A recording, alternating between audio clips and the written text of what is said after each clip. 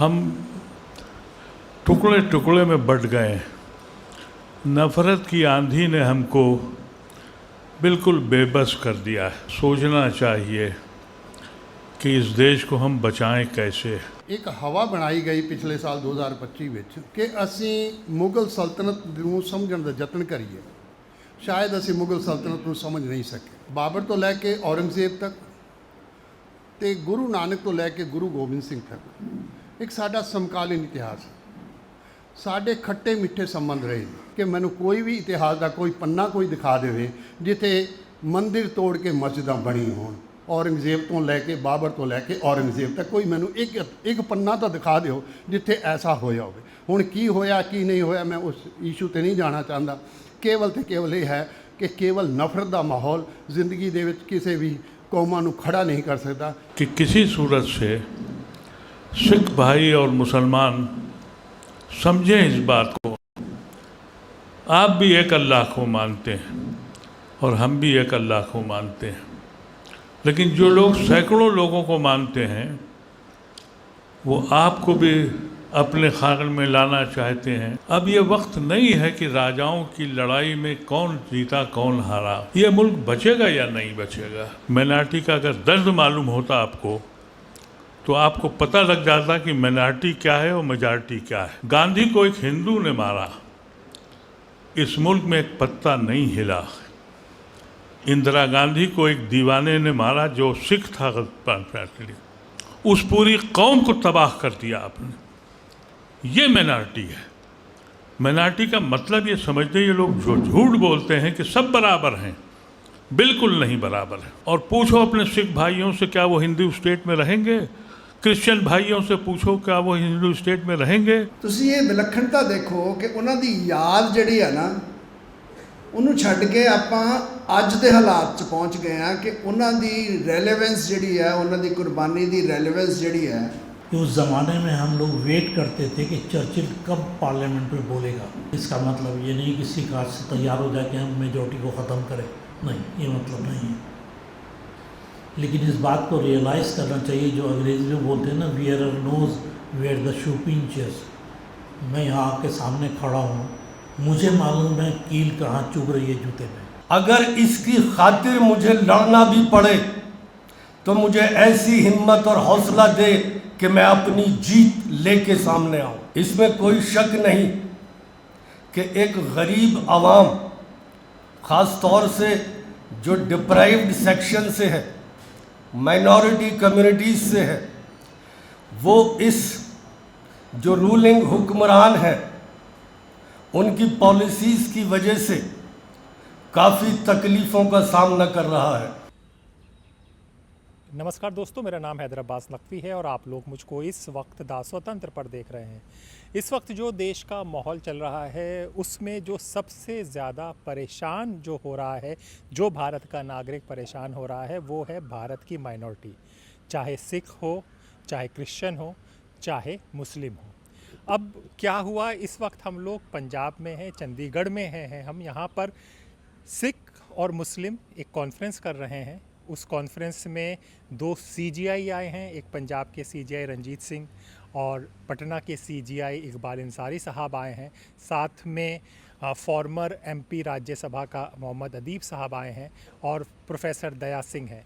तो आइए सुनते हैं कि ये लोग जो ये कॉन्फ्रेंस कर रहे हैं, क्यों ये लोग बार बार कह रहे हैं कि माइनॉरिटी का दर्द माइनॉरिटी ही समझती है और इस वक्त बहुत सख्त ज़रूरत है कि दोनों माइनॉरिटी सिख और मुस्लिम अपने बीच में जो भी दूरियां हैं, जो भी इख्तिलाफ हैं, उन सबको ख़त्म कर कर एक साथ आएँ। आइए चलते हैं कॉन्फ्रेंस में और सुनते हैं और समझते हैं कि वो क्या कहना चाह रहे हैं। दया सिंह जी ਨੂੰ ਬੇਨਤੀ ਕਰਦੇ ਕਿ ਅੱਜ ਦੇ ਸਮਾਗਮ ਲਈ ਕੀ ਨੋਟ ਐਡਰੈਸ ਹੈ ਜਿਹੜੇ ਉਹ ਦੇ। ਵਾਹਿਗੁਰੂ ਜੀ ਕਾ ਖਾਲਸਾ, ਵਾਹਿਗੁਰੂ ਜੀ ਕੀ ਫਤਿਹ।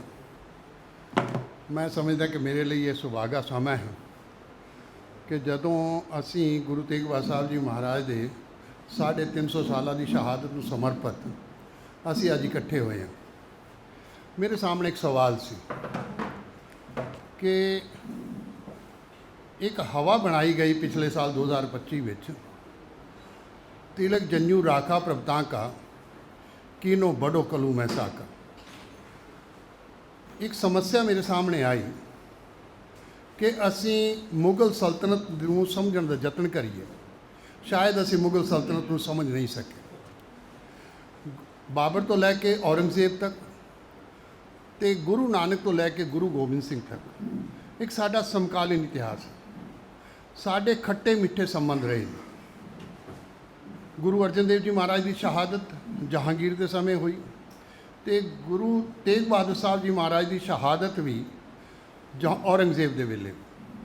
ਇਹ ਵੀ ਕਿਹਾ ਜਾਂਦਾ ਰਿਹਾ ਕਿ ਮੰਦਰ ਢਾਹ ਕੇ ਮਸਜਿਦਾਂ ਬਣੀਆਂ ਸੋ ਐਂਡ ਸੋ ਫੋਰਥ, ਜਿਹੜੀਆਂ ਗੱਲਾਂ ਸਾਡੇ ਸਾਹਮਣੇ ਸਾਡੇ ਇਤਿਹਾਸਕਾਰਾਂ ਨੇ ਸਾਨੂੰ। ਇੱਕ ਮੈਂ ਹੋਰ ਵੀ ਜਾਂਚਣ ਦਾ ਯਤਨ ਕੀਤਾ ਕਿ ਸਿੱਖਾਂ ਦਾ ਇਤਿਹਾਸ ਸਿੱਖਾਂ ਦੇ ਤੌਰ ਤੇ ਨਹੀਂ ਲਿਖਿਆ ਗਿਆ, ਤੇ ਜਿਨ੍ਹਾਂ ਨੇ ਲਿਖਿਆ ਉਹਨਾਂ ਨੇ ਸਿੱਖਾਂ ਨੂੰ ਹਿੰਦੂ ਮੰਨ ਕੇ ਹੀ ਉਹ ਇਤਿਹਾਸ ਦੇ ਪਰਚੇ ਲਿਖਤੇ। ਮੇਰਾ ਇਹ ਕਹਿਣਾ ਸੀ ਕਿ ਕੀ ਅਜਿਹੇ ਇਤਿਹਾਸ ਦੇ ਨਾਲ ਅਸੀਂ ਆਉਣ ਵਾਲੀ ਪੀੜ੍ਹੀ ਨੂੰ ਕੋਈ ਦਿਸ਼ਾ ਨਿਰਧਾਰਿਤ ਕਰ ਸਕਾਂਗੇ ਕਿ ਨਹੀਂ ਕਰ ਸਕਾਂਗੇ, ਸਾਡੇ ਸਾਹਮਣੇ ਸਵਾਲ ਸੀ। ਇਹਨਾਂ ਸਵਾਲਾਂ ਦੇ ਸਾਹਮਣੇ ਮੇਰੇ ਸਾਹਮਣੇ ਇੱਕ ਹੋਰ ਸਵਾਲ ਆਇਆ ਕਿ ਭਾਰਤ ਸਰਕਾਰ ਤੇ ਖਾਸ ਤੌਰ ਤੇ ਬੀਜੇਪੀ ਤੇ ਆਰਐਸਐਸ ਨੇ, ਮੈਂ ਕੋਈ ਰਾਜਨੀਤਿਕ ਬਾਤ ਨਹੀਂ ਕਰਨਾ ਚਾਹ ਰਿਹਾ, ਉਹਨਾਂ ਨੇ 18 ਸਟੇਟਾਂ 'ਚ ਸਰਕਾਰ ਸੀ, ਉਹਨਾਂ ਨੇ ਇਸ ਇਸ਼ੂ ਨੂੰ ਤਿਲਕ ਤੇ ਜਨੇਊ ਨੂੰ ਇਤਨਾ ਹਾਈਲਾਈਟ ਕਰਤਾ ਤੇ ਪੂਰੇ ਸਰਕਾਰਾਂ ਹੀ ਉਸ ਸਮਾਗਮ ਨੂੰ ਗੁਰੂ ਤੇਗ ਬਹਾਦਰ ਸਾਹਿਬ ਨੂੰ ਸਮਰਪਿਤ ਸਮਾਗਮਾਂ ਦੀ ਇਨੀਸ਼ੀਏਸ਼ਨ ਕਰਤੀ। ਮੈਂ ਸਲਮਾਨ ਖੁਰਸ਼ੀਦ ਜੀ ਨੂੰ ਕਿਹਾ, ਅੱਜ ਐਕਸਪੈਕਟਡ ਹੈ ਆ ਜਾਣਗੇ। ਸਲਮਾਨ ਖੁਰਸ਼ੀਦ ਜੀ ਦੇ ਸਾਹਮਣੇ ਮੈਂ ਇੱਕ ਸਵਾਲ ਰੱਖਿਆ ਕਿ ਔਰੰਗਜ਼ੇਬ ਦਾ ਨਾਂ ਹੋਏਗਾ, ਮੁਸਲਿਮ ਟਾਰਗੇਟ ਹੋਏਗਾ ਤੇ ਗੁਰੂ ਤੇਗ ਬਹਾਦਰ ਸਾਹਿਬ ਦੀ ਸ਼ਹਾਦਤ ਹੋਏਗੀ। ਮੈਂ ਬਹੁਤ ਯਤਨ ਕੀਤਾ, ਮੈਂ ਜਦ ਡਾਕਟਰ ਗੰਡਾ ਸਿੰਘ ਤੇ ਬਾਕੀ ਵਿਦਵਾਨਾਂ ਨੂੰ ਪੜ੍ਹਨ ਦਾ ਯਤਨ ਕੀਤਾ, ਮੈਂ ਆਪਣੀ ਜ਼ਿੰਦਗੀ 'ਚ ਉਹਨਾਂ ਦੇ ਨੇੜੇ ਹੋਣ ਦਾ ਵੀ ਯਤਨ ਕੀਤਾ, ਮੈਂ ਭਾਸ਼ਾ ਵਿਭਾਗ 'ਚ ਰਿਹਾ। ਤੇ ਮੇਰਾ ਇਹ ਯਤਨ ਰਿਹਾ ਜਦੋਂ ਮੈਂ ਉਸ ਯਾਤਰਾ ਕੀਤੀ ਜਿੱਥੋਂ ਗੁਰੂ ਤੇਗ ਬਹਾਦਰ ਸਾਹਿਬ ਚੱਲ ਕੇ ਤੇ ਦਿੱਲੀ ਤੱਕ ਗਏ, ਮੈਂ ਉੱਥੇ ਬਾਕਾਇਦਾ ਜਿੱਥੇ ਜਿੱਥੇ ਉਹ ਗਏ ਤੇ ਉੱਥੇ ਯਾਤਰਾ ਕਰਨ ਦਾ ਯਤਨ ਕੀਤਾ, ਮੈਂ ਸਮਝਣ ਦਾ ਯਤਨ ਕੀਤਾ। ਮੈਂ ਹੈਰਾਨ ਤਾਂ ਹੋਇਆ ਕਿ ਜਦੋਂ ਸੈਫੂਦੀਨ ਬਹਾਦਰ ਦੇ ਕਿਲ੍ਹੇ 'ਚ ਜਦੋਂ ਗੁਰੂ ਤੇਗ ਬਹਾਦਰ ਸਾਹਿਬ 4 ਮਹੀਨੇ ਉਹਨਾਂ ਕੋਲ ਠਹਿਰੇ ਬਰਸਾਤਾਂ ਦੇ ਦਿਨਾਂ 'ਚ, ਅੱਜ ਵੀ ਉੱਥੇ ਇੱਕ ਪਾਸੇ ਮਸਜਿਦ ਹੈ ਤੇ ਇੱਕ ਪਾਸੇ ਗੁਰਦੁਆਰਾ ਅੱਜ ਵੀ ਬਣਿਆ ਉਸ ਕਿਲ੍ਹੇ ਦੇ ਅੰਦਰ। ਫਿਰ ਮੈਂ ਸਮਝਣ ਦਾ ਯਤਨ ਕੀਤਾ ਕਾਰਨ ਕੀ ਹੋਇਆ, ਕਿਹੜੇ ਹਾਲਾਤ ਵਿੱਚ ਸਾਡੇ ਬਣੇ, ਇਹ ਹਾਲਾਤ ਪੈਦਾ ਕਿੱਥੋਂ ਹੋਏ। ਉਸ ਦੇ ਵਿੱਚ ਜਦੋਂ ਮੈਂ ਸਲਮਾਨ ਖੁਰਸ਼ੀਦ ਜੀ ਨਾਲ ਗੱਲ ਕੀਤੀ, ਮੈਂ ਕਿਹਾ ਕਿਉਂ ਨਾ ਮੁਸਲਿਮ ਅੱਗੇ ਆਏ ਤੇ ਮੁਸਲਿਮ ਹੀ ਕਿਉਂ ਨਾ ਗੁਰੂ ਤੇਗ ਬਹਾਦਰ ਸਾਹਿਬ ਦੀ ਸ਼ਹਾਦਤ ਦੇ 350ਵੇਂ ਵਰਸ਼ ਨੂੰ ਸਮਰਪਿਤ ਇਸ ਗੱਲ ਨੂੰ ਇਨੀਸ਼ੀਏਟ ਕਰੇ। ਮੈਨੂੰ ਖੁਸ਼ੀ ਹੋਈ ਕਿ ਸਲਮਾਨ ਖੁਰਸ਼ੀਦ ਜੀ ਨੇ ਬਿਨਾਂ ਕਿਸੇ ਉਹਦੇ ਸੋਚੇ ਉਹਨਾਂ ਨੇ ਕਿਹਾ ਕਿ ਇਸ ਗੱਲ ਨੂੰ ਆਪਾਂ ਇੰਡੀਆ ਇਸਲਾਮਿਕ ਸੈਂਟਰ, ਪਹਿਲਾ ਪ੍ਰੋਗਰਾਮ 24 ਅਗਸਤ 2025 ਨੂੰ ਇੰਡੀਆ ਇਸਲਾਮਿਕ ਸੈਂਟਰ ਵਿੱਚ ਮੁਸਲਿਮ ਇੰਟਲੈਕਚੁਅਲਸ ਜਿਹਦੇ 'ਚ ਸਾਰੇ ਬੈਠੇ ਸਨ, ਜਨਰਲ ਸਾਹਿਬ ਵੀ ਨੇ, ਇਹ ਸਾਰੇ ਬੈਠੇ ਸਨ ਤੇ ਹੁਣ ਮੁਹੰਮਦ ਅਦੀਬ ਜੀ ਵੀ ਆ ਚੁੱਕੇ ਨੇ, ਉਹ ਵੀ ਪਹੁੰਚ ਰਹੇ ਨੇ, ਇਹ ਸਾਰੇ ਸਨ। ਤੇ ਇਹਨਾਂ ਸਾਰਿਆਂ ਨੇ ਜਿਹੜਾ 24 ਅਗਸਤ 2025 ਦਾ ਗੁਰੂ ਤੇਗ ਬਹਾਦਰ ਸਾਹਿਬ ਨੂੰ ਸਮਰਪਿਤ ਉਹ ਦਿਨ ਹੋਇਆ ਤੇ ਮੇਰੇ ਲਈ ਇਹ ਖੁਸ਼ੀ ਦਾ ਸੀ। ਇੱਕ ਮੈਂ ਸਮਝਦਾ ਸੀ ਕਿ ਗੁਰੂ ਸਾਹਿਬ ਦੇ ਪ੍ਰਤੀ ਕਿਤਨਾ ਸਮਰਪਣ ਹੈ, ਆਓ ਮਿਲ ਕੇ ਬੈਠ ਕੇ ਦੇਖੀਏ ਤਾਂ ਸਹੀ। ਉਸ ਤੋਂ ਬਾਅਦ ਅਸੀਂ ਫਿਰ 4 ਅਕਤੂਬਰ ਨੂੰ ਜੈਪੁਰ ਜਸਟਿਸ ਰਣਜੀਤ ਸਿੰਘ ਜੀ ਵੀ ਉੱਥੇ ਗਏ ਨੇ ਤੇ ਜੈਪੁਰ ਅਬਦੁਲ ਲਤੀਫ ਆਰਕੋ ਨੇ ਉੱਥੇ ਪ੍ਰੋਗਰਾਮ ਰੱਖਿਆ, ਆਪਣੇ ਹੋਟਲ 'ਚ ਹੀ ਰੱਖਿਆ, ਬੜਾ ਉਹਨਾਂ ਨੇ ਉਸ ਕੰਮ ਨੂੰ ਕੀਤਾ ਤੇ ਉੱਥੇ ਰੱਖਿਆ। ਉਸ ਤੋਂ ਬਾਅਦ ਅਸੀਂ ਅੰਬੇਦਕਰ ਭਵਨ ਪੂਨਾ ਵਿੱਚ ਤੀਸਰਾ ਪ੍ਰੋਗਰਾਮ ਰੱਖਿਆ। ਮੈਨੂੰ ਖੁਸ਼ੀ ਹੈ ਕਿ ਉਸ ਸਿਸਟਮ ਨੂੰ ਦੇਖਦੇ ਹੋਏ ਜਾਟ, ਗੁੱਜਰ, ਅਹੀਰ, ਮਰਾਠਾ ਇਹ ਸਾਰੇ ਲੋਕ ਸਾਡੇ ਨਜ਼ਦੀਕ ਆਏ, ਉਹਨਾਂ ਨੇ ਸਾਡੇ ਨਾਲ ਗੱਲਾਂ ਬਾਤਾਂ ਕੀਤੀਆਂ। ਉਹਨਾਂ ਨੇ ਕਿਹਾ, ਮੇਰੇ ਸਾਹਮਣੇ 2 ਸਵਾਲ ਸਨ ਕਿ ਗੁਰੂ ਨਾਨਕ ਸ਼ੋਸ਼ਿਤ ਵਰਗ ਨਾਲ ਖੜੇ ਹੋਏ, ਨੀਚਾ ਅੰਦਰ ਨੀਚ ਜਾਤ, ਨੀਚੀ ਹੂੰ ਅਤ ਨੀਚ, ਨਾਨਕ ਤਿਨ ਕੈ ਸੰਗ ਸਾਥ ਵੱਡਿਆਂ ਸਿਓ ਕੈ ਰੀਸ। ਇਹਦੇ 2 ਹਿੱਸੇ ਸਨ। ਜਿਹੜਾ ਪ੍ਰਸ਼ਾਸਨ 'ਚ ਬੈਠਾ ਸੀ, ਮੁਗਲ ਸਲਤਨਤ 'ਚ ਬੈਠਾ ਸੀ, ਜੇ ਇਤਿਹਾਸ ਦੇ ਉਹਨਾਂ ਪੰਨਿਆਂ ਨੂੰ ਖੋਲੀਏ ਤੇ ਬ੍ਰਾਹਮਣ ਸਲਾਹਕਾਰ ਸੀ, ਰਾਜਪੂਤ ਸੈਨਾਪਤੀ ਸੀ ਤੇ ਜਿਹੜਾ ਵਣਜ ਵਪਾਰੀ ਸੀ ਜਿਸ ਨੂੰ ਆਪਾਂ ਵੈਸ਼ ਕਹਿੰਦੇ ਹਾਂ, ਉਹ ਖਜ਼ਾਨੇ ਨੂੰ ਕੰਟਰੋਲ ਕਰਦਾ ਪ੍ਰਬੰਧਕ ਉਹਦੇ ਕੋਲ ਸੀ। ਮੇਰਾ ਸਵਾਲ ਇਹ ਸੀ, ਜਦੋਂ ਮੈਂ ਇਤਿਹਾਸਕਾਰ ਦੇ ਤੌਰ ਤੇ ਸਮਝਣ ਦਾ ਯਤਨ ਕੀਤਾ, ਮੇਰੇ ਸਾਹਮਣੇ ਸਵਾਲ ਸੀ ਕਿ ਜਿਹੜੇ ਤਾਕਤ, ਜਿਹੜਾ ਪ੍ਰਸ਼ਾਸਨ ਜਿਹਦੇ ਕਾਬਲ ਸੀ, ਉਹ ਤਾਂ ਸੱਤਾ 'ਚ ਬੈਠੇ ਸਨ, ਫਿਰ ਉਹਨਾਂ ਦਾ ਤਿਲਕ ਤੇ ਜਨੇਊ ਦਾ ਇਸ਼ੂ ਕਿਵੇਂ ਹੋ ਸਕਦਾ, ਮੰਦਰ ਦਾ ਇਸ਼ੂ ਕਿਵੇਂ ਹੋ ਸਕਦਾ, ਮੰਦਰ ਦਾ ਸੰਚਾਲਨ ਵੀ ਉਹੀ ਕਰ ਸਕਦਾ। ਇਹ ਸਾਰੇ ਸਵਾਲ ਮੇਰੇ ਸਾਹਮਣੇ ਸਨ। ਇਹਨਾਂ ਸਵਾਲਾਂ ਨੂੰ ਸਾਹਮਣੇ ਰੱਖਦੇ ਹੋਏ ਅਸੀਂ ਗੁਰੂ ਤੇਗ ਬਹਾਦਰ ਸਾਹਿਬ ਦੇ ਜੀਵਨ, ਕਿਉਂਕਿ ਮੈਂ ਇਹ ਸਮਝਦਾ ਕਿ ਗੁਰੂ ਤੇਗ ਬਹਾਦਰ ਸਾਹਿਬ ਦੀ ਸ਼ਹਾਦਤ ਜਦੋਂ ਉਹ ਅਨੰਦਪੁਰ ਸਾਹਿਬ ਤੋਂ ਚੱਲੇ, ਉਹਨਾਂ ਦੇ ਸਾਹਮਣੇ 2 ਕਾਰਨ ਸਨ। ਇੱਕ ਤਾਂ ਗੁਰੂ ਤੇਗ ਬਹਾਦਰ ਸਾਹਿਬ ਸਨ ਜਿਨ੍ਹਾਂ ਨੇ ਬਾਬਰ ਬਾਣੀ ਵਿੱਚ ਜਿਹੜੀ ਗੱਲ ਗੁਰੂ ਨਾਨਕ ਸਾਹਿਬ ਨੇ ਹਿੰਦੁਸਤਾਨ ਡਰਾਇਆ ਤੋਂ ਹਿੰਦੁਸਤਾਨ ਸੰਭਾਲ ਸੀ ਬੋਲਾ ਦੀ ਗੱਲ ਕੀਤੀ, ਤੇ ਗੁਰੂ ਤੇਗ ਬਹਾਦਰ ਸਾਹਿਬ ਨੇ ਜਦੋਂ ਆਸਮ ਦੀ ਸੰਧੀ ਹਿੰਦੁਸਤਾਨ ਦੇ ਨਾਲ ਰਹੀ, ਉਸ ਵੇਲੇ ਵੀ ਔਰੰਗਜ਼ੇਬ ਦਾ ਹੀ ਰਾਜ ਸੀ, ਸੰਧੀ ਕਰਾਈ ਤੇ ਉਸ ਸੰਧੀ ਨਾਲ ਢਾਕਾ ਤੱਕ ਹਿੰਦੁਸਤਾਨ ਦਾ ਪਾਰਟ ਬਣਿਆ। ਉਸ ਵੇਲੇ ਵਿਰਧ ਹਿੰਦੁਸਤਾਨ ਅਗਰ ਕਿਹਾ ਜਾਏ ਤੇ ਉਹ ਗੁਰੂ ਤੇਗ ਬਹਾਦਰ ਸਾਹਿਬ ਨੂੰ ਕ੍ਰੈਡਿਟ ਜਾਂਦਾ ਹੈ, ਹੋਰ ਕਿਸੇ ਨੂੰ ਨਹੀਂ ਜਾਂਦਾ। ਰਾਜਾ ਰਾਮ ਸਿੰਘ ਤੇ ਉਹਨਾਂ ਨੇ ਉਹਦੇ ਸੰਧੀ ਕਰਾਈ।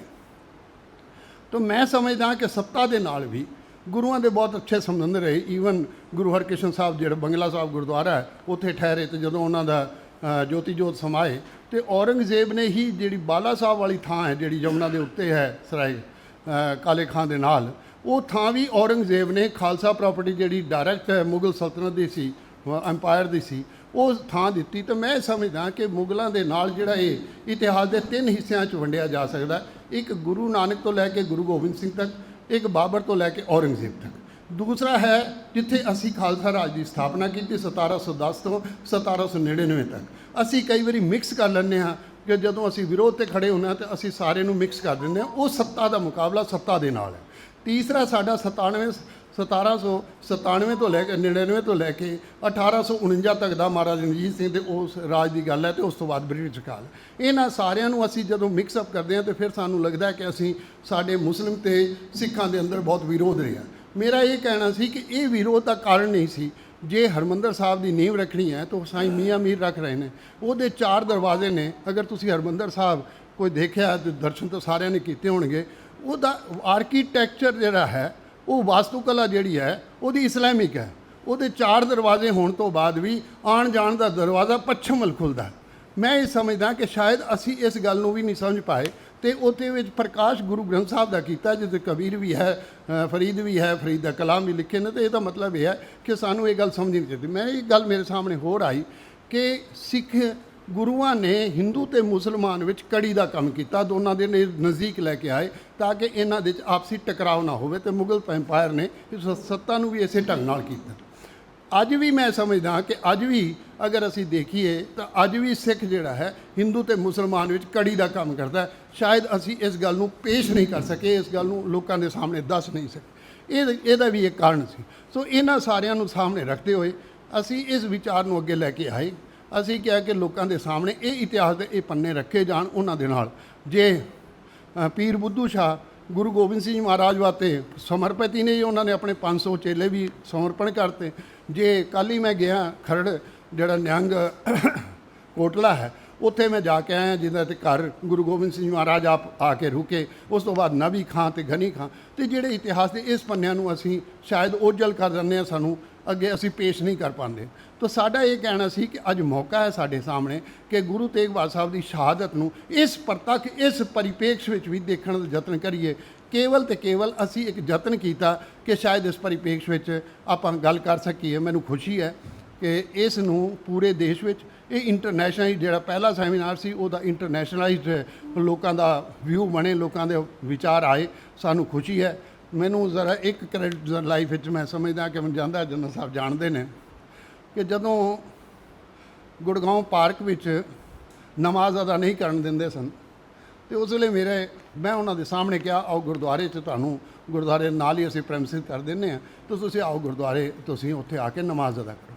ਹਾਲਾਂਕਿ ਉਹ ਨਮਾਜ਼ ਤਾਂ ਅਦਾ ਨਹੀਂ ਹੋ ਸਕੀ, ਪਰ ਮੈਂ ਇਹ ਸਮਝਦਾ ਕਿ ਇੱਕ ਰਸਤਾ ਜਿਹੜਾ ਖੋਲ੍ਹਿਆ, ਸ਼ਾਇਦ ਉਹ ਅੰਤਰਰਾਸ਼ਟਰੀ ਲੈਵਲ ਦੇ ਉੱਤੇ ਉਹ ਵਿਚਾਰ ਲੋਕਾਂ ਤੱਕ ਗਿਆ ਕਿ ਕਿਤਨੇ ਨਜ਼ਦੀਕੀ ਸੰਬੰਧ ਨੇ, ਕਿਤਨੇ ਅੱਗੇ ਆ ਕੇ ਅਸੀਂ ਜੇ ਉਹ ਸਾਡਾ ਸਾਥ ਦੇ ਸਕਦੇ ਤਾਂ ਸਾਨੂੰ ਵੀ ਉਹਨਾਂ ਦੇ ਨਾਲ ਖੜੇ ਹੋਣ ਦਾ ਯਤਨ ਕਰਨਾ ਚਾਹੀਦਾ। ਇਸ ਕਰਕੇ ਮੈਂ ਤੁਹਾਡੇ ਸਾਹਮਣੇ ਕੁਝ ਵਿਚਾਰ ਤੁਹਾਡੇ ਸਾਹਮਣੇ ਸਾਂਝੇ ਕੀਤੇ ਨੇ।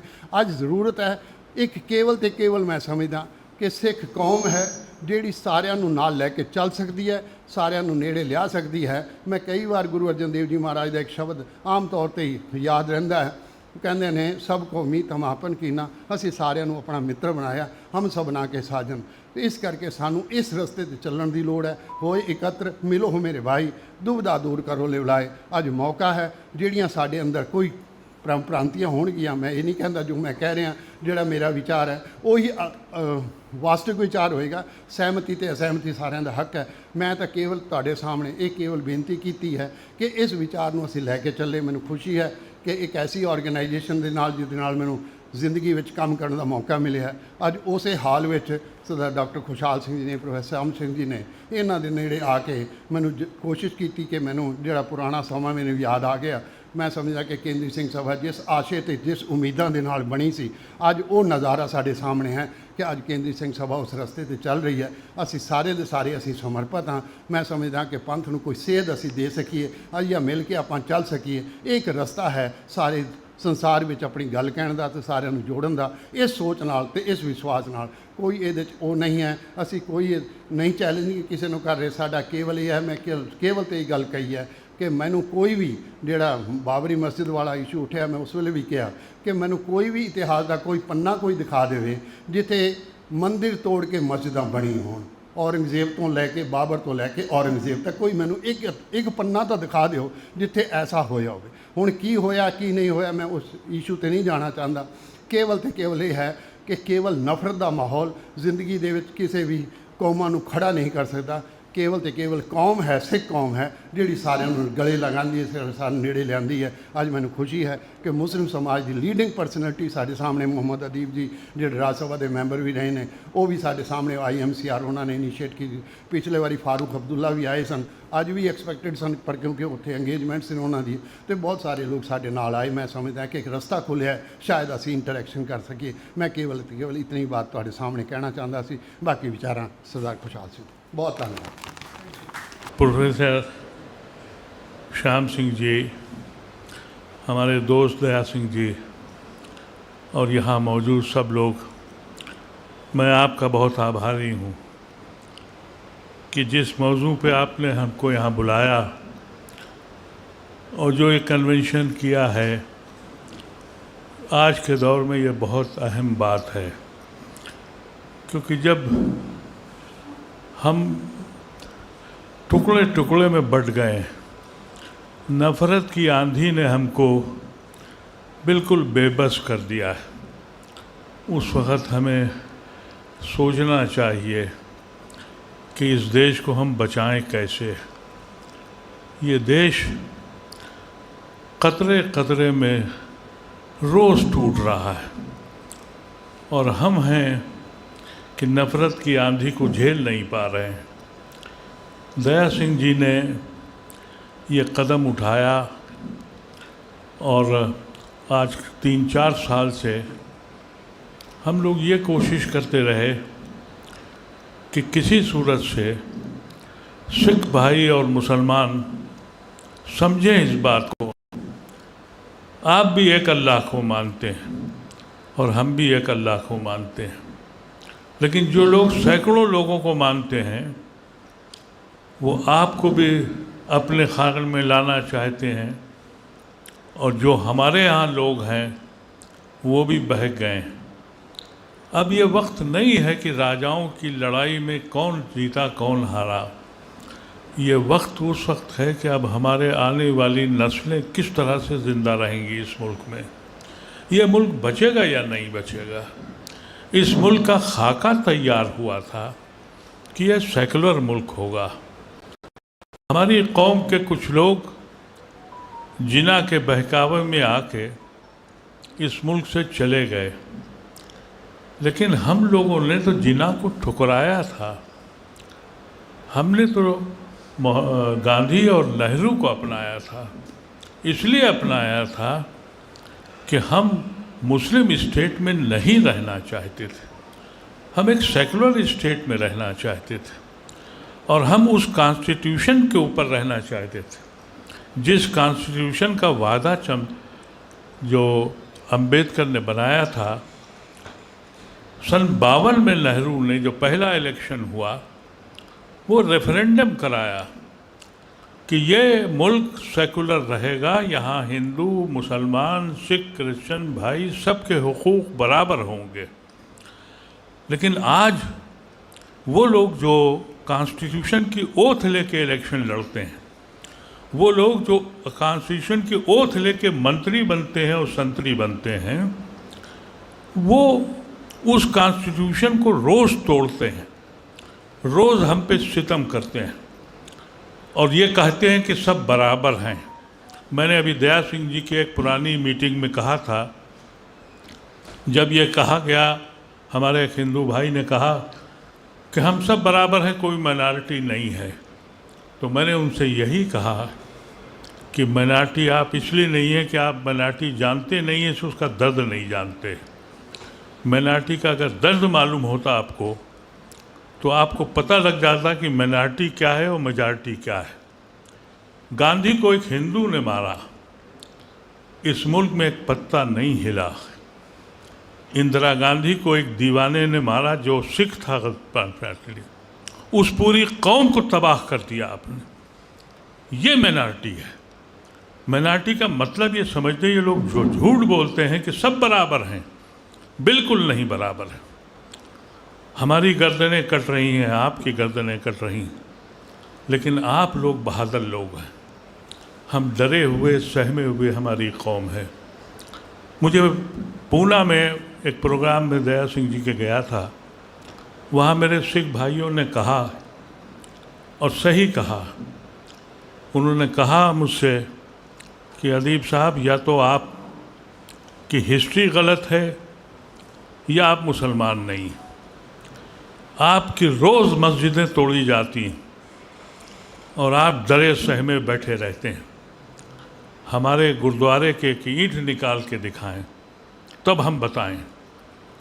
और ये हकीकत है, आपकी बहादुर कौम है, हमें आपकी ज़रूरत है। और आपके हम माफ़ी भी मांगते हैं जहाँ जाते हैं कि अगर हमारे कुछ बुज़ुर्गों ने, कुछ राजाओं ने हरकतें की हैं, हमें माफ़ कर दें। हमारे राजाओं ने जो गलतियां की हैं उसकी सज़ा हमें मत दें।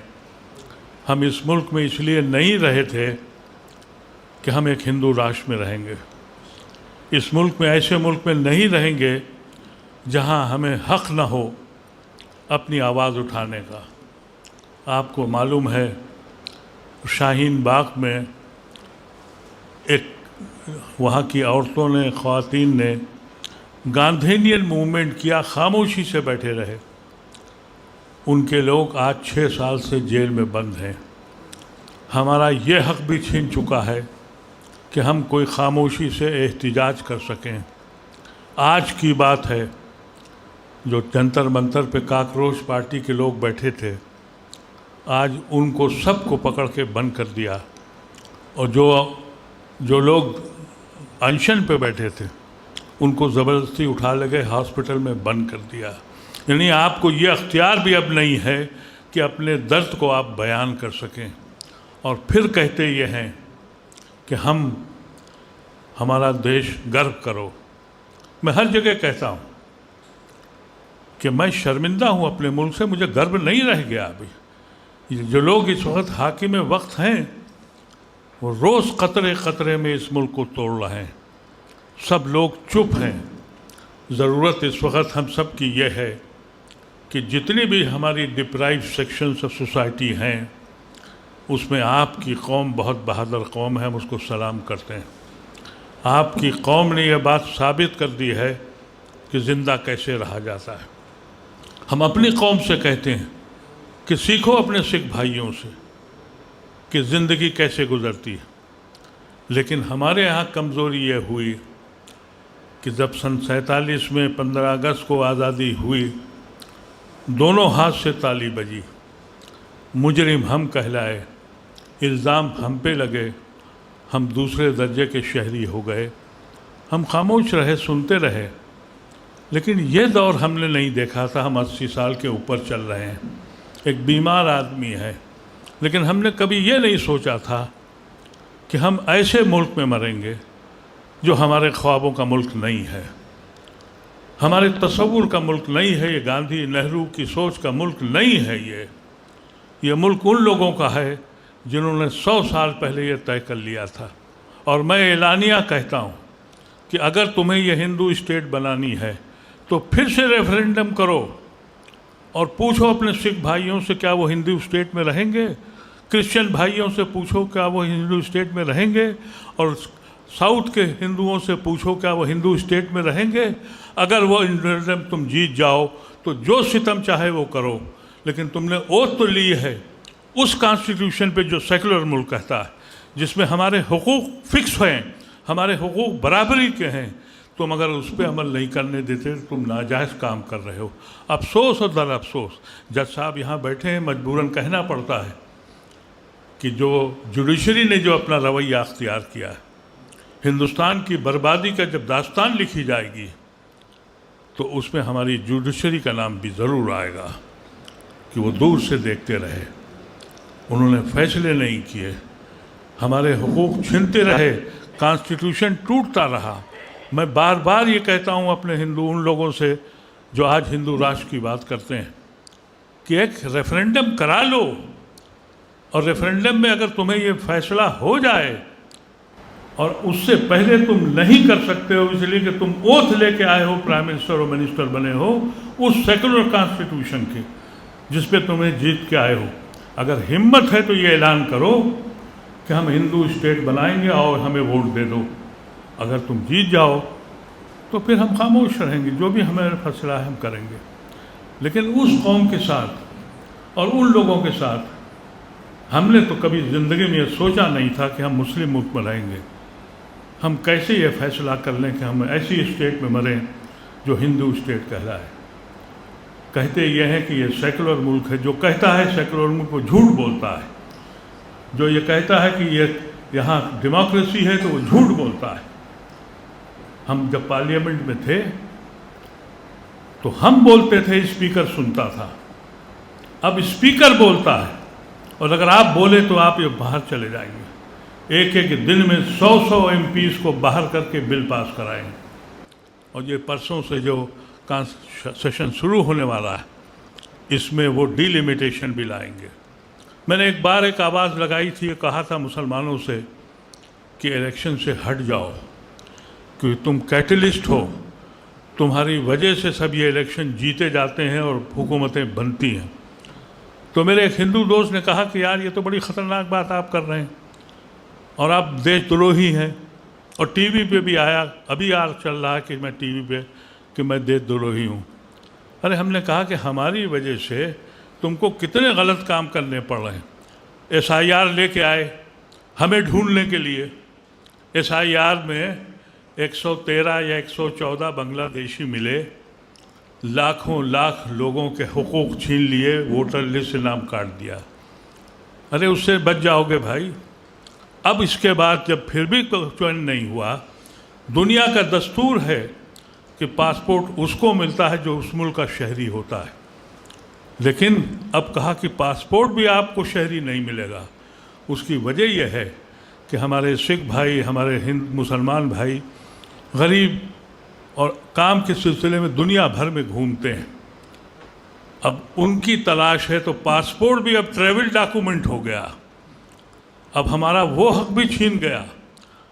अब पासपोर्ट को दुनिया में ये वाहिद मुल्क है जो कह रहा है कि हमारी नेशनलिटी नहीं है, हम किसी को भी दे देंगे। अगर कोई पाकिस्तानी चाहे और हमारे शाह साहब और अमित शाह साहब या मोदी साहब चाहें तो उसे दे दें, कि इसलिए कि तो ट्रैवल डॉक्यूमेंट है। गज़ब है कि ट्रैवल डॉक्यूमेंट बना दिया सिर्फ हमको ढूंढने के लिए, हम पे सितम ढाने के लिए। जितनी अक़लियतें माइनॉरिटी है उसको दाब के रखो। हमारे पास क्या है, हम कैसे साबित करें कि हम इस मुल्क के शहरी हैं। ऐसी शक्ल में जो लोगों ने इल्ज़ाम लगाए थे, और आज आपने गुरु जी की जो 370 रविश चल रही है, इस पे हमारी ये 5वीं या 6ठी बैठक है, और हमने बहुत ऐलान के साथ ये बात कही थी कि जो हक़ पे है और जो हक़ पे है वो कभी मरता नहीं है। मेरा दीन ये कहता है। हमने देखा है कि जो जालिम हैं उनको कोई याद नहीं रखता। जिन्होंने सितम किया था गुरु पे, आप ढूंढ लीजिए कहीं उनके नाम का पता नहीं लगेगा। हमारी कौम पे इमाम हुसैन को शहीद किया जिसने, दुनिया जानती है कि इमाम हुसैन के साथ जो हुआ, और जिसने कत्ल किया था यजीद का कोई नाम भी नहीं जानता। तो वो ये गुरु अभी ज़िंदा इसलिए हैं कि हक़ वाला आदमी कभी नहीं मरता, और हम लोग बार बार इस बात को दोहराते हैं। अफसोस ये है कि अब हमारे पास ऐसे लोग नहीं हैं। हमारे पास अब चाँद और सूरज नहीं है। अब हमारे पास जो छोटे छोटे सितारे चमक रहे हैं, वहीं हमको अपनी मंजिल की तलाश करनी पड़ेगी। हमें एक दूसरे के साथ बढ़ना पड़ेगा, हमें एक दूसरे का हाथ पकड़ना पड़ेगा, नहीं तो ये मुल्क भी डूबेगा और हम भी डूबेंगे। तुम अक़लियतों पे सितम ढाकर मुल्क नहीं चला सकते हो। अगर हम हैं गद्दार तो पाबंदे वफा तुम भी नहीं हो। तुमने कभी वफा की ही नहीं हमारे साथ और हमको तुम गद्दार कहते हो। किस किस्म का माहौल है? इंसान इंसान को मार कर जश्न मनाता हो और कहते हो कि गर्व से कहो कि हम भारतवर्ष के। ये कैसी दुनिया बन गई है? इस दुनिया में हम कैसे रहें? ख़ास तौर से अगर सिर्फ हमारी दो कौमें, आप और हम, ये वादा कर लें और इकट्ठे हो जाएं कि वो सितम अब हम नहीं होने देंगे जो इस ज़मीन पे हुए, तो आप यकीन कीजिए ये मुल्क बच जाएगा। नहीं तो ये मुल्क जहाँ खड़ा है शर्मिंदगी का मामला है। कभी हमारी दुनिया में ये फ़ायदा होता था, हम जहाँ जाते थे। आपको याद है कि जब चर्चिल ने ये बात सुनी, वो अपोजिशन में थे, हमें इंडिपेंडेंस मिली, तो उन्होंने कहा कि ये 6 महीने में ये मुल्क टूट जाएगा। उनका तजुर्बा ये था कि यूरोप उन्होंने देखा था, यूरोप उनकी ज़िंदगी थी, उनका मज़हब एक था, उनका खाना पीना एक था, उनकी कल्चर उनका एक था, यूरोप का ज़बान अलग थी तो मुल्क बट गया था। अगर फ्रांस में है तो फ्रांसीसी बोलने वाला सिर्फ फ्रांस का था, इटालियन बोलने वाला का मुल्क बन गया, डच बोलने वाला डेनमार्क बन गया था। यही तस्वीर चर्चिल को था कि इस मुल्क में जहाँ सैकड़ों मज़हब हैं, सैकड़ों कल्चर हैं, ज़बानें अलग हैं, ये मुल्क टूट जाएगा। हमारे बुज़ुर्गों ने एक ऐसा मुल्क बना के दिया था जहाँ सैकड़ों मज़हब थे, न जाने कितनी ज़बानें थीं। हमने एक मुल्क को बनाया था। उस मुल्क में ये कोशिश हो रही है कि एक ख़ास तबका, वो तबका जिसने आज से 100 साल पहले ये फ़ैसला किया था कि हम हिंदू राष्ट्र बनाएंगे, और ये बात मैं बहुत कह चुका हूँ, फिर कहता हूँ कि अगर उस वक्त के लीडरान आरएसएस की ये बात मान लेते कि हम हिंदू राष्ट्र बनाएंगे, जैसे उस पागल ने पाकिस्तानी राष्ट्र बनाया जिसका नाम मोहम्मद अली जिन्ना, अगर कहीं नेहरू ने और गांधी ने और उस वक्त के लीडरों ने ये फैसला कर लिया होता, तो आप सोचिए 38% मुसलमानों ने जिन्ना का साथ नहीं दिया था। और उस वक़्त अगर हिंदू राष्ट्र का नारा लग जाता तो 100% मुसलमान जिन्ना के साथ जाता, पाकिस्तान लाहौर तक नहीं लखनऊ तक बनता। आपका खालिस्तान कब का बन चुका होता, इसलिए कि आप कभी भी हिंदू स्टेट में नहीं रहते। आपने इसलिए सलाह पाई कि पंजाब बंटवारा हुआ था, ये तय हुआ था कि जहाँ जिसकी अक्सरियत है वो मिलेगा। एहसान नहीं माना इन्होंने सिख भाइयों का, मेजॉरिटी मुसलमानों की थी, पाकिस्तान में पंजाब को जाना था। सिख भाइयों ने कहा कि हम मुस्लिम स्टेट में नहीं रहेंगे, सेकुलर स्टेट में रहेंगे। उसकी कुर्बानी उनको देनी पड़ी, उनके घर उजड़ गए, उनके ख़ानदान ख़त्म हो गए, एक दुनिया लुट गई। और जो सितम हुआ वो आज तक आपके दिलों में मौजूद है, इसलिए कि अपनी ज़मीन आपने खोई, सिर्फ इसलिए कि हम मुस्लिम स्टेट में नहीं रहेंगे। उनका ये हाल कर दिया, उनके ऊपर शक और शुबहात, उनके ऊपर जासूसी, सारे इल्ज़ामात। हम मुसलमानों के उस खानदानों ने जिन्होंने ठुकराया वो देशद्रोही हो गए। हर दूसरे दिन हमको ये साबित करना पड़ता है कि हम देशद्रोही नहीं हैं। कलेजा फट जाता है, दिल नहीं चाहता कि अब जिंदा रहें इस मुल्क में, जहाँ रोज़ ये सफाई देनी पड़ती हो कि हम इस मुल्क के शहरी हैं और आपके साथी हैं। और कौन पूछ रहा है जो कभी हिंदुस्तान के साथ नहीं थे? यही आरएसएस अगर आज वक्त होता और उस वक्त अगर जनसंघ जो बीजेपी की पार्टी वो होती, आप यकीन करें ये माउंटबेटन से सौदा कर लेते कि आओ हम तुम मिल के सरकार बना ले। लेकिन उस वक्त इनका वजूद ही नहीं था, नहीं तो ये किसी को नहीं छोड़ते हैं। लेकिन सवाल से आ रहा है हमारे बच्चों का क्या होगा? हमारी यूनिवर्सिटीज़ पर, हमारे कॉलेजों पे फर्क पड़ दिया है, हमारे जहनों को ख़राब कर दिया है। एक नया मज़हब तैयार किया है। सनातन धर्म जहाँ तक मैंने पढ़ा, ये वैदिक धर्म है, बहुत पुराना मज़हब है। इसमें टॉलरेंस है, इसमें नफरत नहीं है।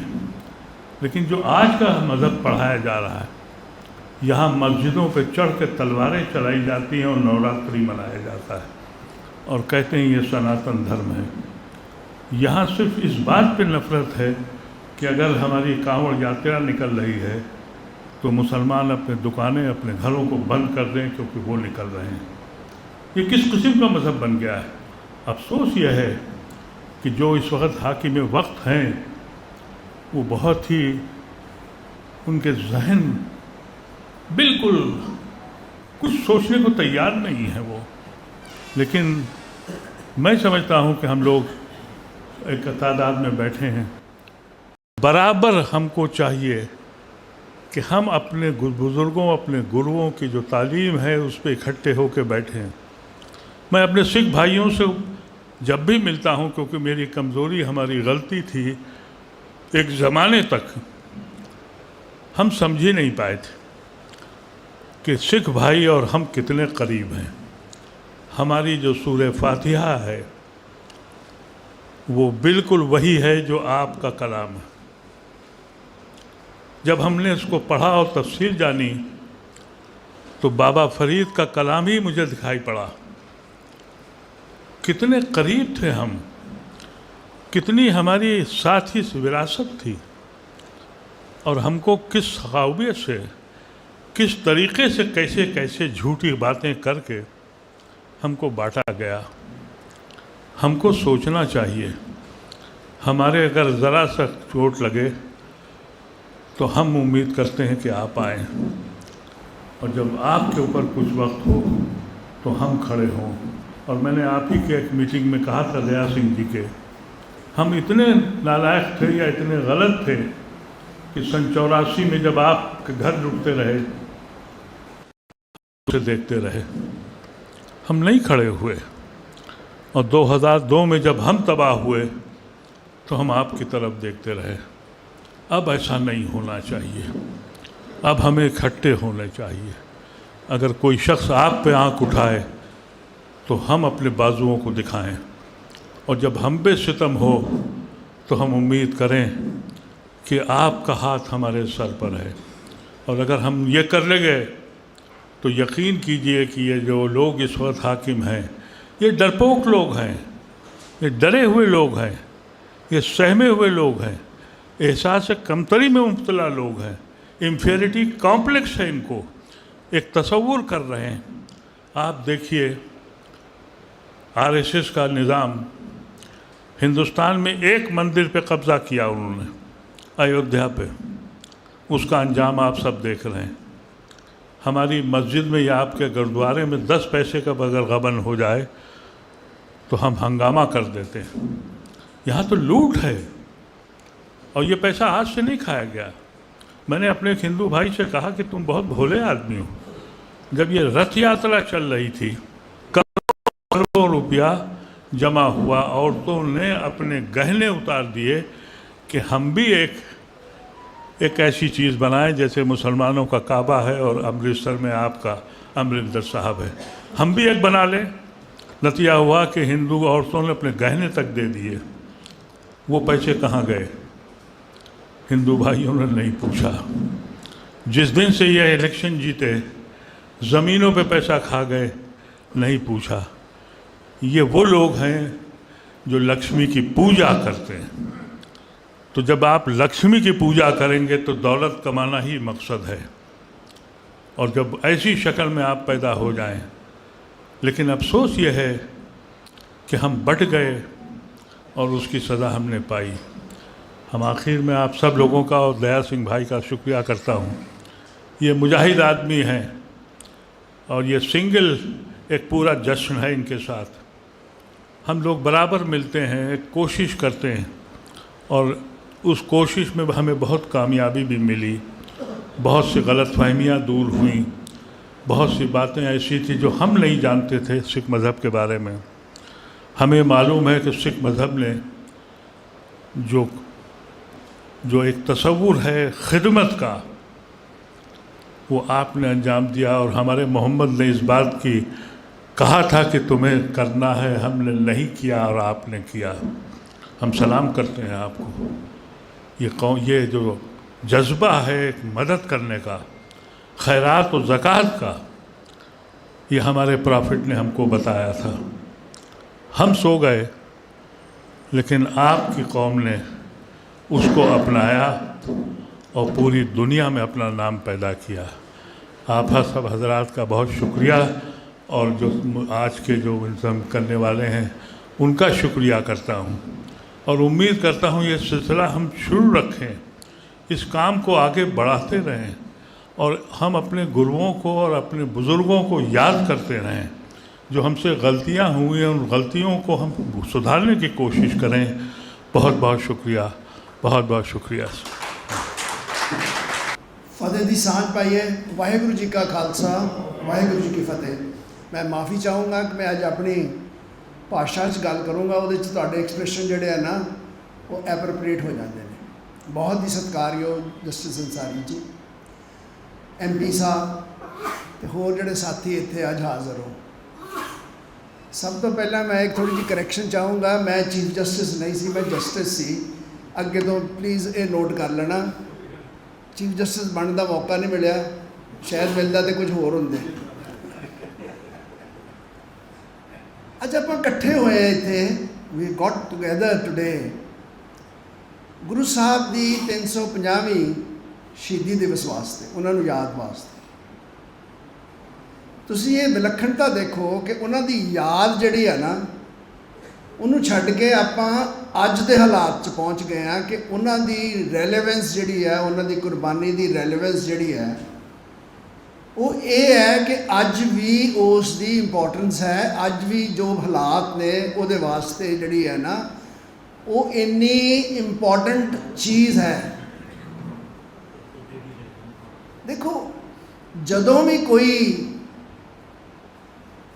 हाकम होंदा है ना वो हमेशा जुल्म होंदा, वो जालिम होंदा, कोई भी हाकम हो, इररिस्पैक्टिव ऑफ रिलीजन। चाहे अज का हाकम देख लो या उस समय का हाकम देख लो, वो जालिम इस करके नहीं होंदा कि वह कोई रिलीजन है, वो इस करके होंदा है कि वो हाकम है। और जदों भी कोई हुकूमत या कदों तुसी गवर्नेंस देखते हो किसी हाकम की, ਉਹਦੇ 'ਚ इंपॉर्टेंट चीज़ जी देखने वाली होंदी है कि उत्थे माइनॉरिटीज़ का स्टेटस की है, माइनॉरिटीज़ का उत्थे क्या माइनॉरिटी खुशहाल है। अगर माइनॉरिटीज़ जड़ियाँ कि एक हाकम दे उल्ट चलदियाँ ने या उल्ट रिलीजन रखदियाँ ने, जो खुशहाल नहीं, इसका मतलब वो हाकम ठीक नहीं। आई थिंक अज का जोड़ा हालात है वो बाखूबी ये आंसर करूँगा कि अज दे माइनॉरिटीज़ का हाल की है। आप इतने इकट्ठे हुए हैं कि माइनॉरिटीज़ नूं आपस में मिल जाना चाहिए। दो माइनॉरिटीज़ असी भी सफ़र किया, सिख कम्यूनिटी ने बड़ा इंडिपेंडेंस तो बाद सफ़र किया है, तुसी भी कोई सफ़र तो परे नहीं रहे। और इस करके होया कि शायद जड़ा हाकम है ना, कोई भी हाकम होवे, केड़ी भी सरकार होवे, उन्होंने ये टॉलरेट नहीं सी, ये गल्लां टॉलरेट नहीं सन कि कोई भी आदमी उठ के अपनी इंडिपेंडेंट गल कर सके, अपनी भावना व्यक्त कर सके, तो अपने जोड़े एस्पिरेशनस ने उन्होंने एग्जिबिट कर सके। असी इस करके सफ़र किया। सिखां का थोड़ा जिहा डिफरेंट कंसैप्ट है क्योंकि उन्होंने किसी समय के राज मिल गया इस पार्ट के विच, सिख राज। तो अज की विलक्षणता यह है कि जिहड़ी इस वेले की हाकम सरकार है वो कहते असीं पंजाब 'च फिर वो सिख राज लिया, रणजीत सिंह का राज लिया। मेरा ख्याल उन्होंने इस गल का पता ही नहीं होना कि रणजीत सिंह के राज का कंसैप्ट की सी। उस वेले सिख मेरे ख्याल 5% सी, बाकी सारे जिहड़े सिख बिल्कुल माइनॉरिटी सी। और उस राज दे विच, रणजीत सिंह के राज दे विच एक भी फांसी किसी को नहीं लगी। सारे राज दे विच कोई किसी का, जिस तरह गुरतेज सिंह जी हुणे इत्थे जिक्र करके गए ने कि सतलुज तक सिख राज सी, तो सतलुज तो परे भुखमरी सी, तो सतलुज तक कोई भी जड़ा भुखा नहीं सी, तो पूरे प्रफुल्लित सी सारे। पहले पातशाह गुरु नानक देव जी ने करता पुरख की एक व्याख्या की कि वह निरभौ ते निर्वैर होना चाहिए। ਨਿਰਭਉ ਹੈ ਨਿਰਵੈਰ। ਇਹ ਦੋਨੇ ਨਿਰਭਉ ਤੇ ਨਿਰਵੈਰ ਜਿਹੜਾ ਨਾ ਇਕੱਠੇ ਨਹੀਂ ਚੱਲ ਸਕਦੇ। ਨਿਰਭਉ ਆਦਮੀ ਉਹ ਹੁੰਦਾ ਹੈ ਜਿਹੜਾ ਬੜਾ ਬਲਵਾਨ ਹੋਵੇ, ਜਿਹੜਾ ਸਮਝਦਾ ਮੈਂ ਕਿਸੇ ਤੋਂ ਨਹੀਂ ਡਰਦਾ, ਮੈਂ ਬਹੁਤ ਬਲਵਾਨ ਹਾਂ, ਮੈਂ ਕਿਸੇ ਨੂੰ ਕੁਝ ਵੀ ਕਰ ਸਕਦਾ, ਉਹ ਨਿਰਭਉ ਹੋ ਗਿਆ।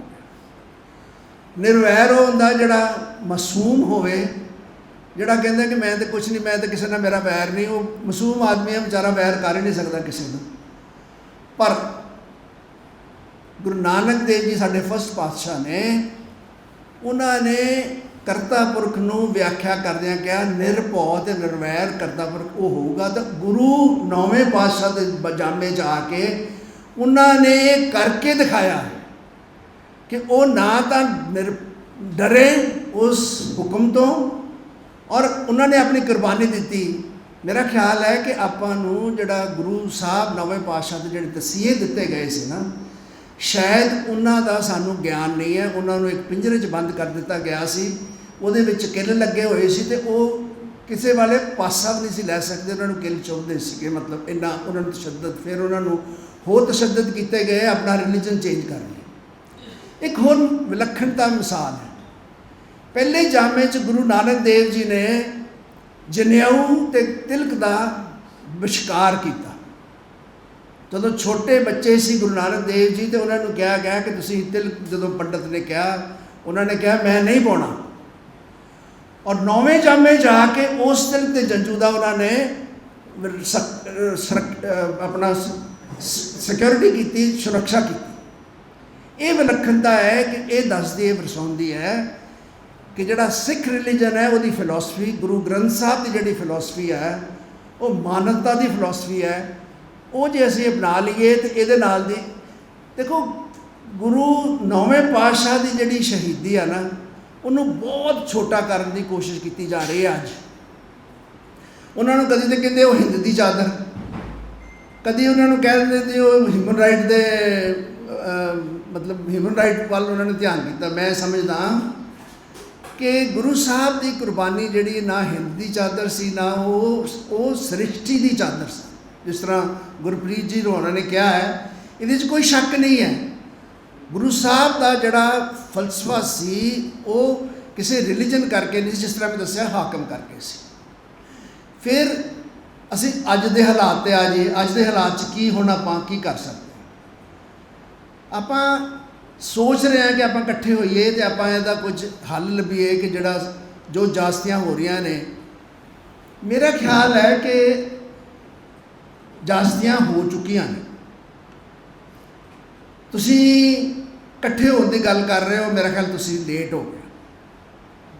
ਮੇਰੇ ਵਿਚਾਰ ਨਾਲ ਤੁਸੀਂ ਲੇਟ ਹੋ ਗਏ। ਕਿਉਂ ਲੇਟ ਹੋ ਗਏ? SIR ਦੀ ਗੱਲ ਹੋਈ, ਉਹਨਾਂ ਨੇ ਵੋਟਾਂ ਬੇਤਹਾਸ਼ਾ ਕੱਟ ਕੇ ਬਿਹਾਰ ਦੇ ਵਿੱਚ ਗਵਰਨਮੈਂਟ ਬਣਾ ਲਈ, ਆਪਾਂ ਕੁਝ ਨਹੀਂ ਕਰ ਸਕੇ। ਉਸ ਤੋਂ ਬਾਅਦ ਬੰਗਾਲ ਦੇ ਵਿੱਚ ਇਲੈਕਸ਼ਨ ਹੋਈ ਹੈ, ਮਹਾਰਾਸ਼ਟਰ ਦੇ ਵਿੱਚ ਇਲੈਕਸ਼ਨ ਹੋਈ ਹੈ।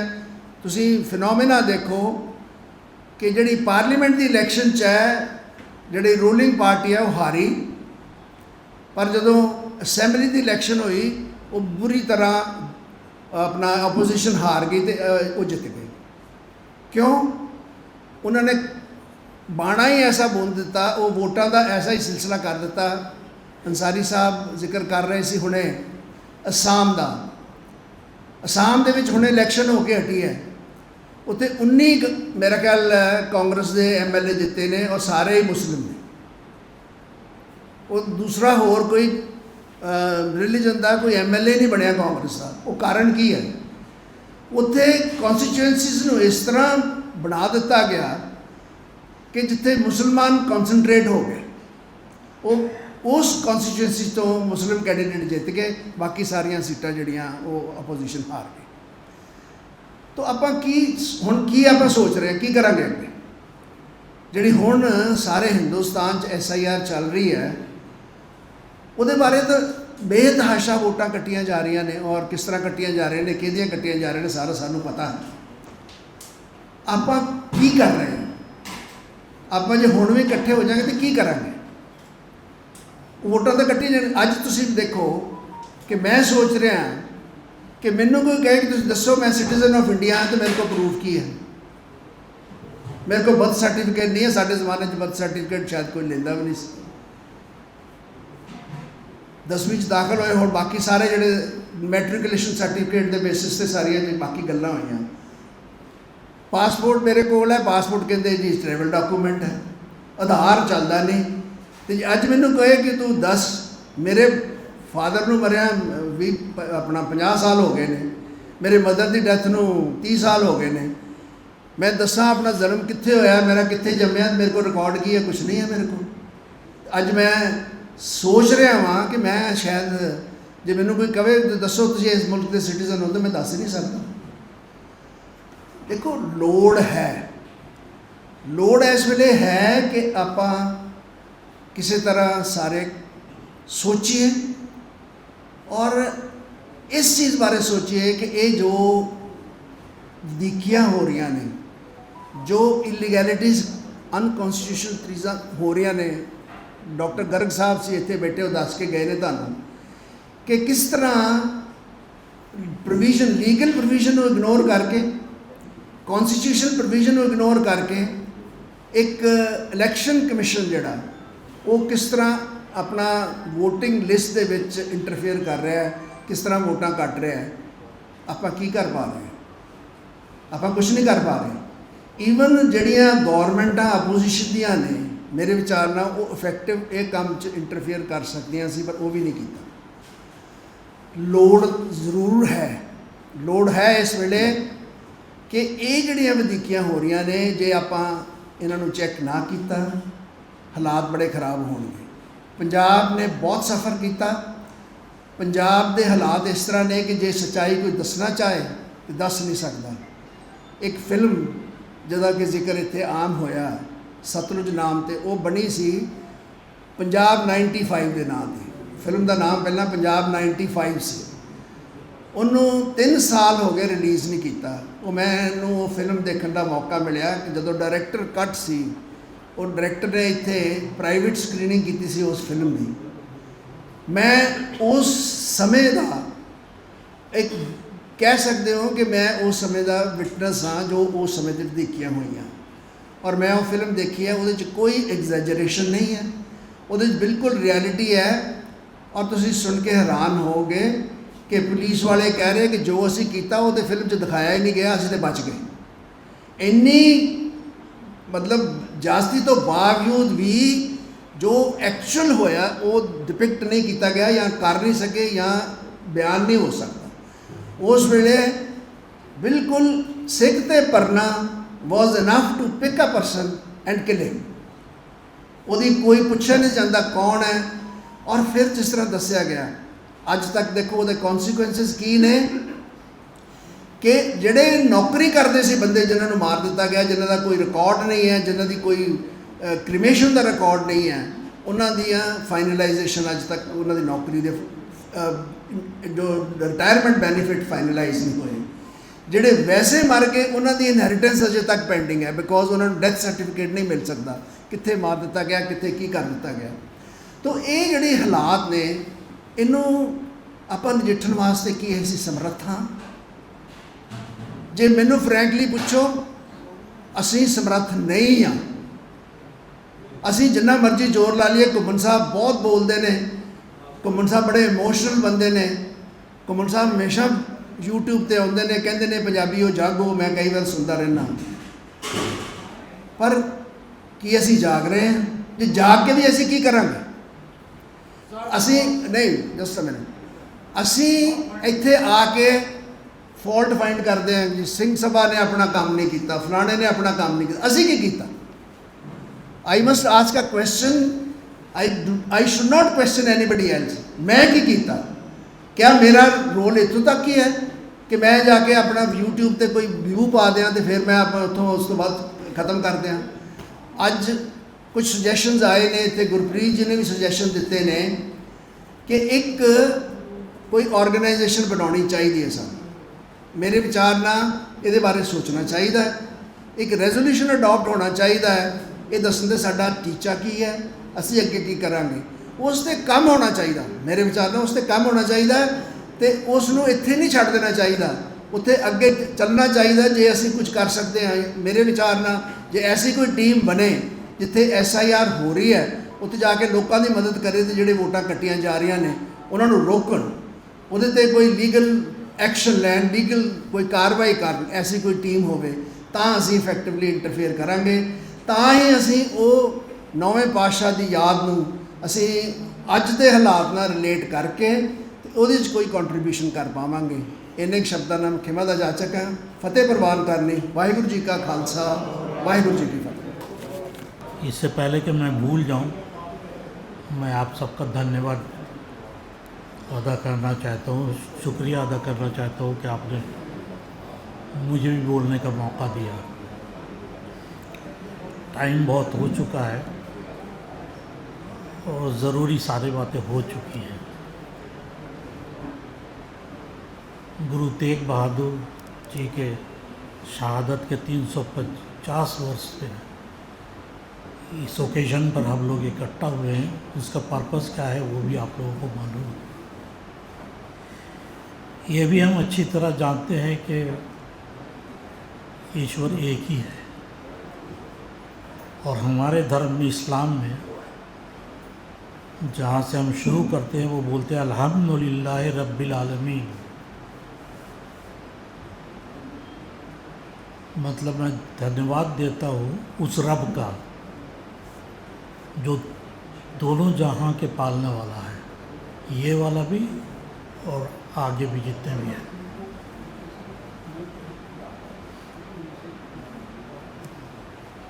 कहीं भी इस्लाम ने ये नहीं बोला कि मैं रब्बुल मुस्लिमीन हूँ, मैं मुसलमानों का रब हूँ, कहीं भी नहीं। और वो गुरु गोविंद जी से पूछा गया, जैसे कि हमें सरदार दया सिंह ने बताया कि ईश्वर क्या है, उन्होंने बोला सत्य। जो सच है वही ईश्वर है। लेकिन सच क्या है ये भी हमें पता करना पड़ रहा है।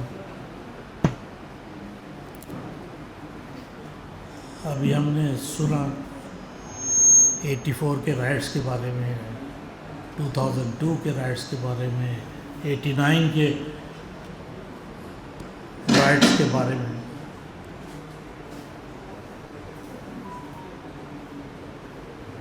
एक चीज़ जो मैं बहुत क्लियर करना चाहता हूँ, एक हमारे बड़े एमिनेंट जूरिस्ट हुए हैं इंग्लैंड में, उनका नाम लॉर्ड डेनिंग था, वो लॉर्ड चांसलर थे।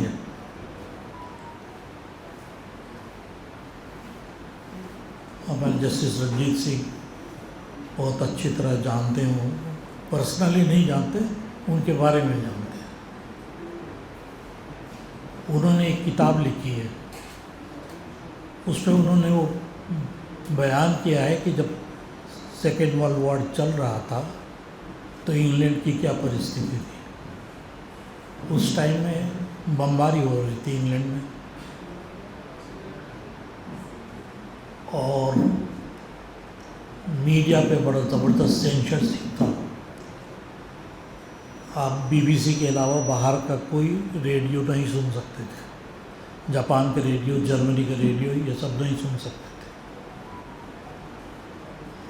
और वो बोलते हैं कि जब हम लोग सुनते थे तो हमारा रेडियो बोलता था कि हमने 5 एयरक्राफ्ट गिरा दिए। और जर्मन का न्यूज़ सुनते तो वो बोलते हैं हमने 10 उड़ा दिए। तो हमें पता ही नहीं होता था कि सच कौन बोल रहा है और कहाँ बोल रहा है। आज शायद हमारी परिस्थिति ऐसी ही है। तो उन्होंने बोला, और इसको गौर कीजिएगा, कि उस ज़माने में हम लोग वेट करते थे कि चर्चिल कब पार्लियामेंट में बोलेगा। और मानिए चर्चिल के अंदर बहुत खराबियाँ भी थी, उसको रिमूव भी किया गया था, लेकिन उसको लाया गया और उस पर उसकी कौम का ट्रस्ट देखिए। उन्होंने बोला, क्योंकि हम जानते थे कि जब वो पार्लियामेंट में बोलेगा तो झूठ नहीं बोल सकता। सोचिए, एक ऐसा नेशन, एक ऐसा राष्ट्र जिस पे सूरज डूबता नहीं है। जब ऑस्ट्रेलिया में सूरज डूबता तो अरुणाचल में सूरज उगता था और उस पूरे एम्पायर एक आदमी के ज़बान की तरफ देख रहे थे कि ये पार्लियामेंट में क्या बोलेगा, क्योंकि झूठ नहीं बोल सकता। क्या ये बात हम अपने प्रधानमंत्री के बारे में बोल सकते हैं? इसका जवाब आप ही लोगों को देना होगा।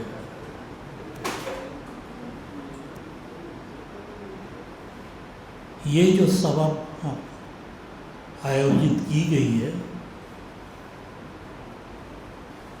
ये हिंदुओं के खिलाफ मुसलमानों और सरदारों को भड़काने के लिए नहीं है। ये सिर्फ ये बताने के लिए है कि हर एक का खालिक, हर एक का क्रिएटर एक ही है।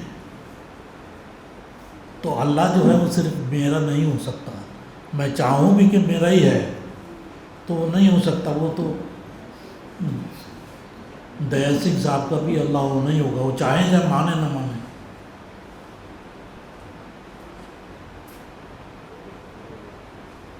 और अगर खालिक एक है, क्रिएटर एक है, बनाने वाला एक है, तो वो एक से दूसरे को कैसे जुदा कर सकता है?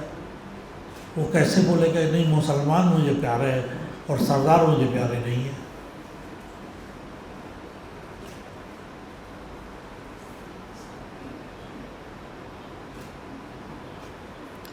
मुझे याद है सभी ने अपनी अपनी कहानी सुनाई है, तो एक छोटा सा वाक़या मैं भी सुना दूँ। जब ये इंदिरा गांधी के मर्डर के बाद में जो हालात हुए, तो हम जहाँ रहते थे, हम आसाम से हैं, वहाँ भी थोड़े 2-4 इंसिडेंट हुए। आप लोगों को मालूम होगा शायद आसाम में भी धुबड़ी में बहुत बड़ा गुरुद्वारा है, जिसमें हर साल लाखों सिख जो है जाते हैं दर्शन करने के लिए, माथा टेकने के लिए।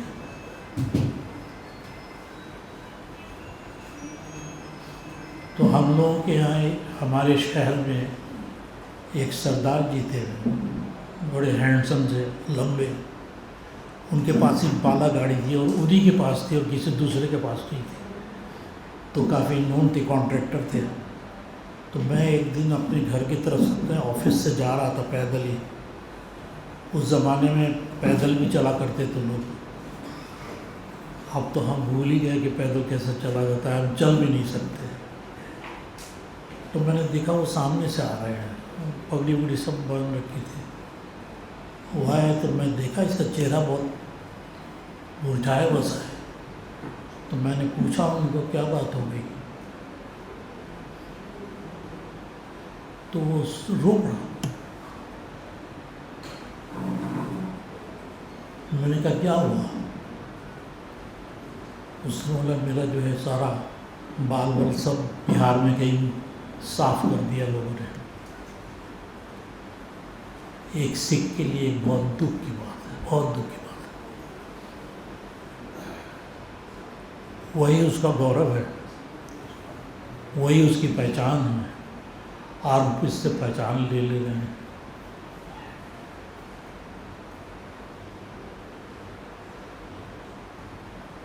तो फिर मुझे ख्याल आया कि कुछ करना चाहिए। मैं 1-2 दोस्तों को मिला उसी दिन, और फिर हम लोगों ने एक कैंपेन सा शुरू किया कि जो भी हो गया हो, इंदिरा गांधी के कत्ल के बाद दिल्ली में या आसपास के इलाकों में वो आसाम में नहीं होना चाहिए। और मुझे खुशी है कि वो चीज़ें जो थी वो दब गई।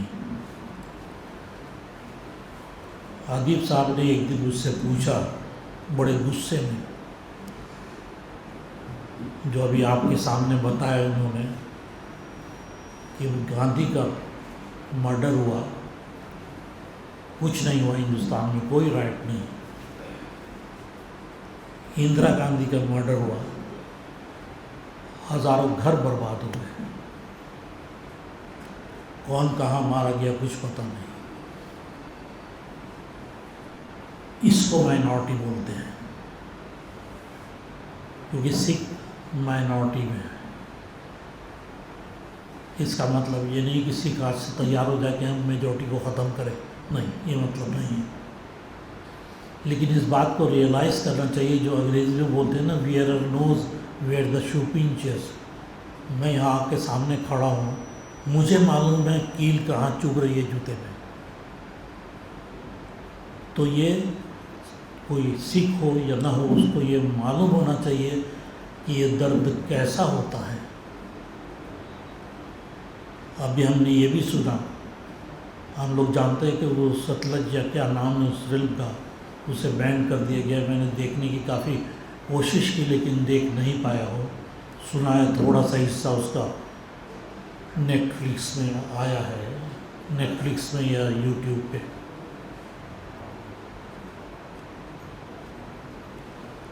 लेकिन जो अभी हमारे साथी ने बोला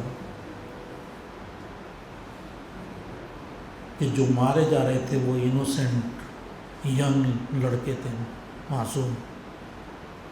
उनका दोष सिर्फ इतना था कि वो सिख हैं। भले ही उन्होंने खालिस्तान की बात नहीं की हो, उनके फैमिली में से किसी ने खालिस्तान को सपोर्ट न किया हो, लेकिन वो टारगेट बन गया है। एक बात याद रखिए कि हमारे जो अभी फ़िलहाल के जो रूलिंग क्लास है, इसके पास, जैसे हमारे जनरल इकबाल साहब ने बताया, एक ही रास्ता है, दोनों को डराओ। हिंदुओं को डराओ कि मुसलमान तुम्हें खा जाएंगे, मार देंगे, ख़त्म कर देंगे, हम हैं, हम ही तुमको सेव कर रहे हैं। और मुसलमानों को डराओ कि अगर हम नहीं होंगे तो तुम समझो तुम्हारे साथ क्या होने वाला है। और हम इसी चक्की में हम पिस रहे हैं।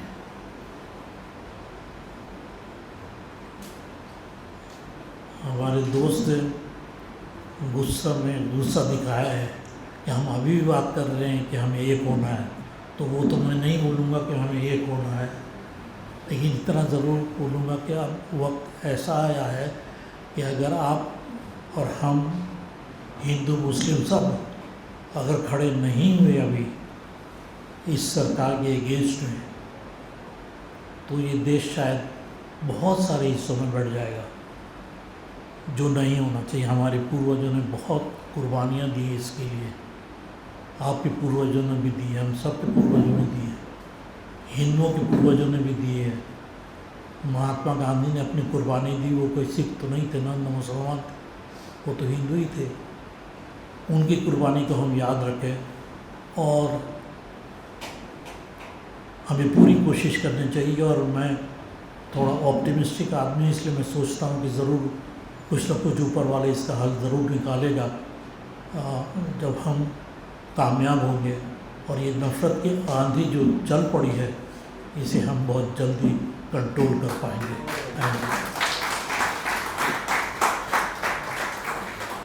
वाहे गुरु जी का खालसा ते वाहे गुरु जी की फतेह।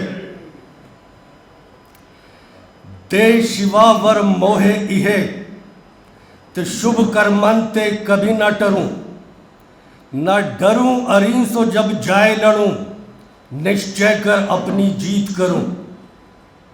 दशम ग्रंथ। या रब, इसका मायने, या रब मुझे ऐसा वरदान दे कि मैं हक के और अच्छे कामों से कभी ना हटूं। अगर इसकी खातिर मुझे लड़ना भी पड़े तो मुझे ऐसी हिम्मत और हौसला दे कि मैं अपनी जीत लेके सामने आऊं। इसका ये मतलब है।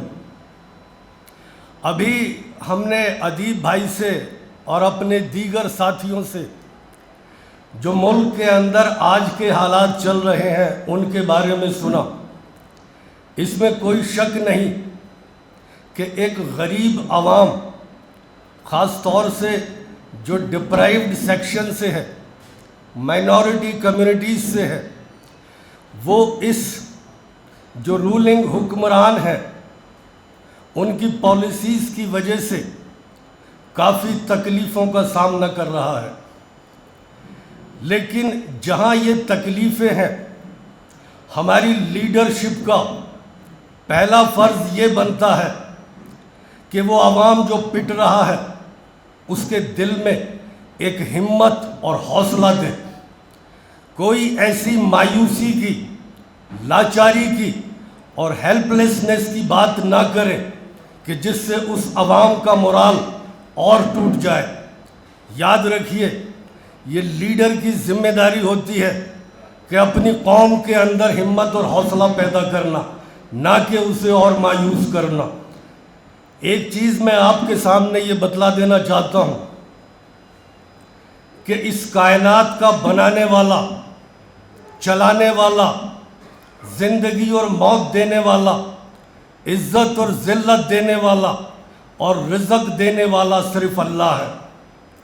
अगर अल्लाह ना चाहे तो तुम्हें कोई नुकसान नहीं पहुंच सकता, और अगर अल्लाह चाहे कि तुम्हें कोई नुकसान पहुंचेगा तो दुनिया की कोई ताकत उस नुकसान से तुम्हें बचा नहीं सकती।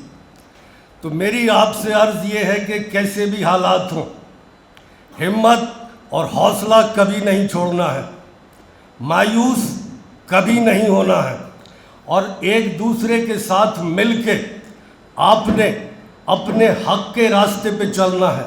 इसमें हमने हर उस शख्स को शामिल करना है जो इस हुकूमत के जुल्म और सितम से परेशान है।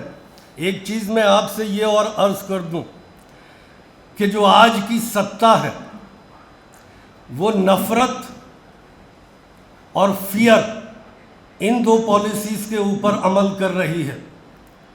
उसने देख लिया है कि पिछले 3 बार से सत्ता हासिल करने का सबसे आसान तरीका ये है कि एक कम्युनिटी के अंदर फियर पैदा किया जाए और नफ़रत पैदा की जाए, ताकि उनसे ये सवाल न पूछा जाए कि उन्होंने क्या डिलीवर किया देश के लिए या देश की जनता के लिए। अगर हम उनके इस खेल को समझते हैं तो हमें वो रास्ते अख्तियार करने पड़ेंगे कि हम उनके इस खेल को कैसे तोड़ें, ताकि वो हमारे देश में हमारी जो डिप्राइव्ड सेक्शन है उन्हीं के ऊपर जुल्म करके अपनी सत्ता के अंदर ना बने रहें। तो ये एक विचार करने का विषय है। और जिस तरह से ये मीटिंग्स शुरू हुई हैं, मेरी भाई दया सिंह जी से, अदीब भाई से, जस्टिस रंजीत सिंह रंधावा जी से, और आप सभी लोगों से एक गुजारिश ये है कि एक होप के साथ मैसेज होप का दें और इस चीज़ को पंजाब के हर ज़िले तक पहुंचाएं। और जब भी आपको हमारी ज़रूरत पड़ेगी, इंशाल्लाह हम सब आपकी इस मुहिम में शामिल होंगे। और इन्हीं अल्फाज के साथ मैं आप सबसे विदा लेता हूँ। जय हिंद। देखिए, ये वो दर्द है जो सबने देखा है, लेकिन महसूस किसने किया है इस पर बात हो रही है। महसूस उन्होंने ही किया है जो इस दर्द से गुज़रा है। ये इस वक्त कई बार ये कॉन्फ्रेंस कर गए, हमने गुड़गांव में भी किया था, इससे पहले पुणे में भी कर चुके हैं, अब ये चंडीगढ़ में भी है।